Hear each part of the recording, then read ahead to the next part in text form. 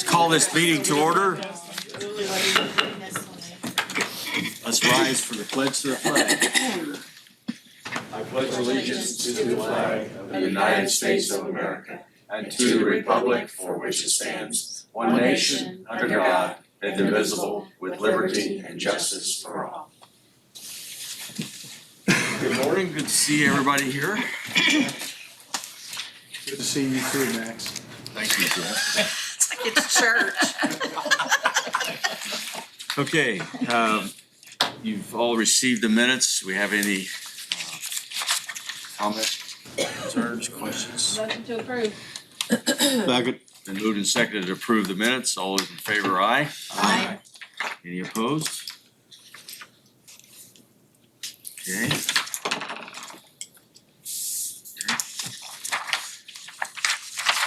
No new business on the agenda, nor old. Is there anybody got any business that, hey, we need to take care of from that? If not, Mr. Hickenbotham. Yes. Good morning. You have your bi-weekly sheet in front of you, and on that first one for the last 670 days, about every 2 weeks I gave you some innovative comment on how the project was going, and finally I ran out of comments and just flat out told you it wasn't going. And so this morning I can tell you that the new generator is installed and operating. We went through a 4-hour load test that operated great. Through a couple transfer switch tests.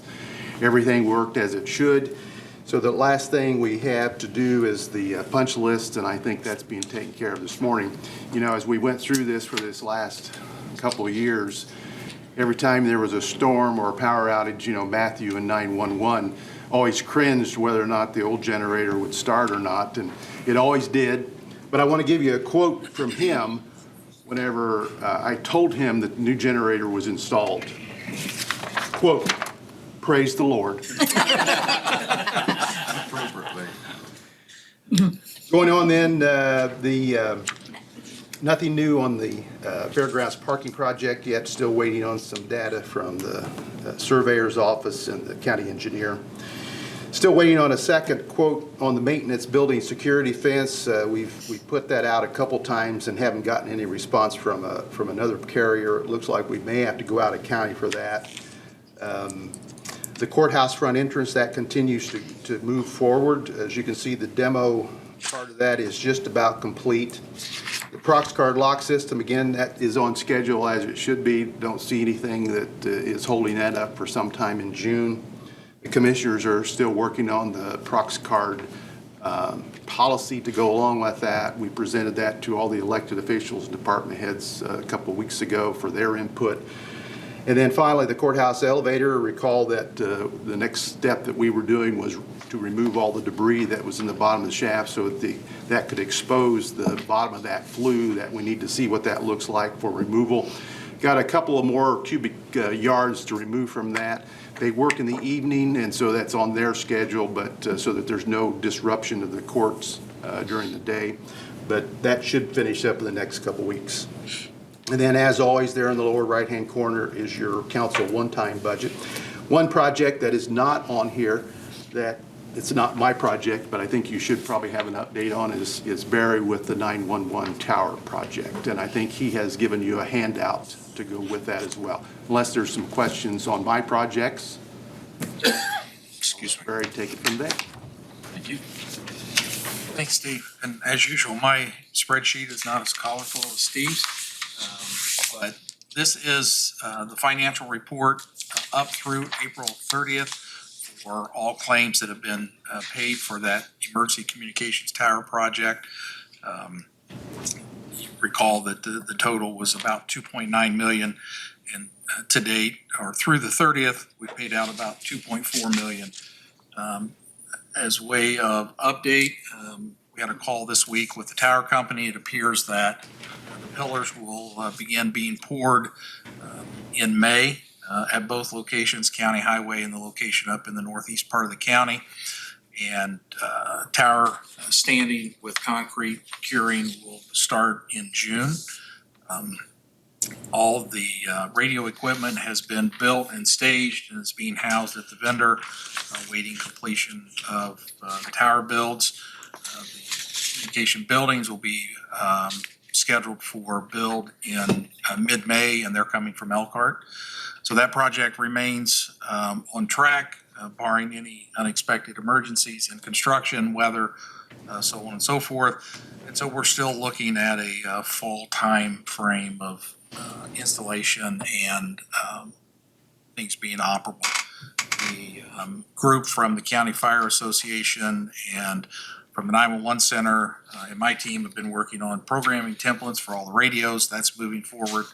So this, again, is on schedule without any concerns to date. We should see it operating yet this year. So with that, if you have any questions, there's about $538,000 outstanding in payables for this project. Any questions of Barry? Thank you for that. This is a major project.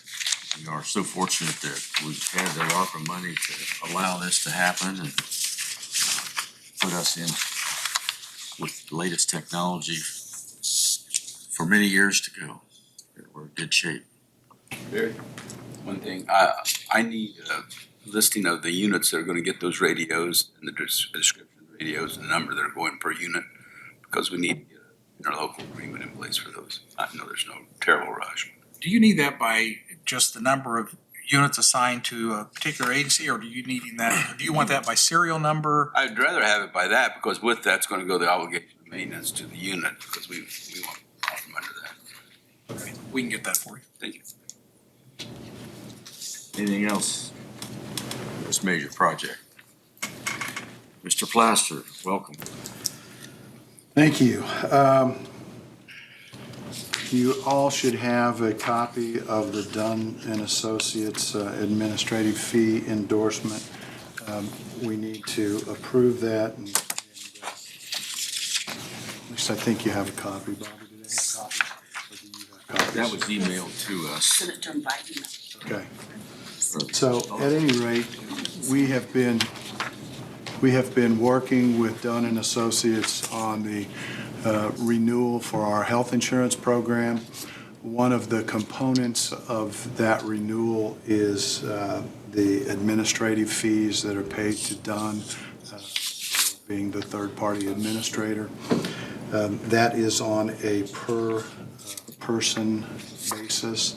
And in the past, last year, or this current year, they are charging us $48.75 per participant in the plan. And the fee for the upcoming renewal year will be $50 per month per person. So, correct, $50 per month per covered employee. So that works out to $1.25 per month per person. There's about 300 people, employees who are on that program. So it's a modest increase, won't impact the overall fees very much at all. Is that fee paid out of the line item for Correct. the health insurance? For health insurance, correct. So it's all the charges are paid out of that one line item in your budget. We are not having as good a year this year as we have had the last couple of years, but we're in very solid shape. We still maintain about $3.5 million in reserves in the health insurance program.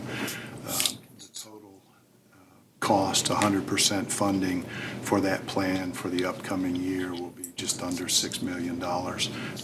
And we're well beyond that when you look at what we have in reserves, what our employees pay for their share of the premium, and then what we have allocated in the line item in the council budget.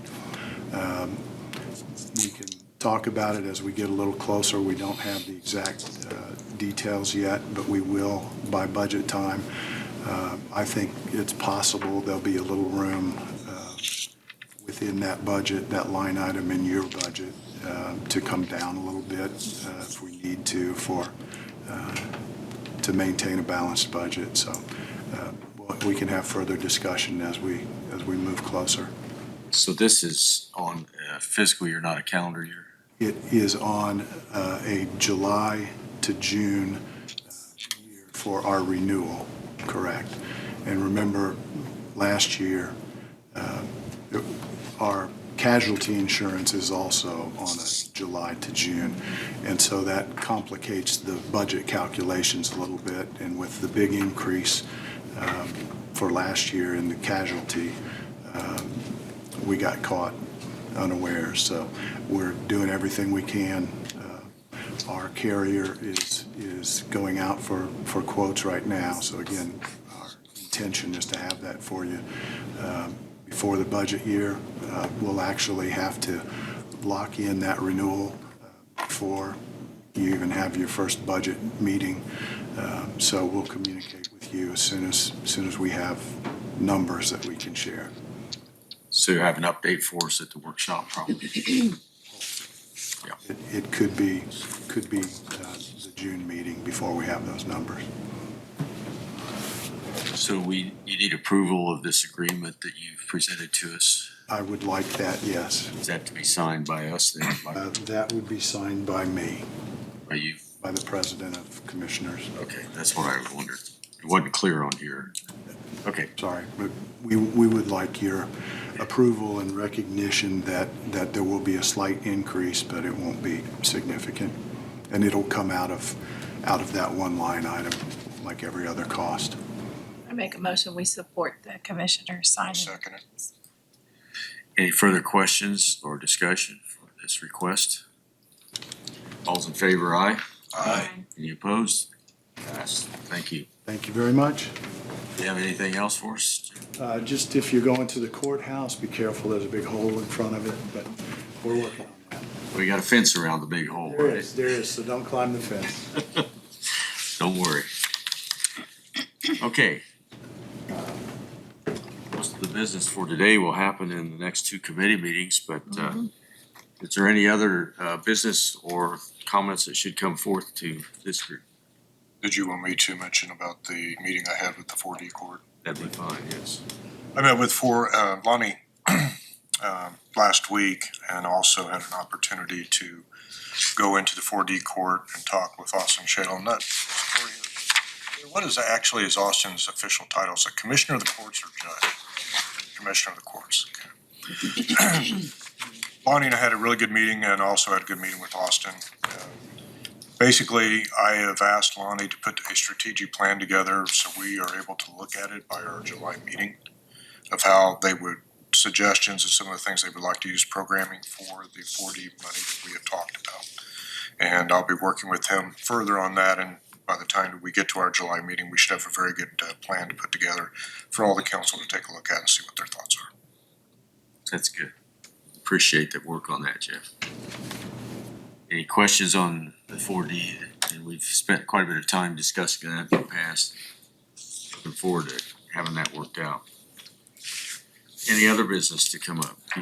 Under committee reports, I'll just report the WUR event that we had with Seton High School on recycling. I can't tell you how many people came through because it rained so hard. I took one for the team. I looked like a drowned rat and trying to mark the paper when it was wet. But we had people come all day long that saved up and recycled tons of stuff. It took 2 trucks and we had, I think it was 54 monitors and the large 2 televisions that were recycled along with all the other things. And so people did want to know, when was the next one? So usually they do spring and fall. So anyway, that was a great event and the kids at Seton all worked hard. Great. Thank you. Thank you. Any other updates? If not, our next meeting of the full council will be June 4th.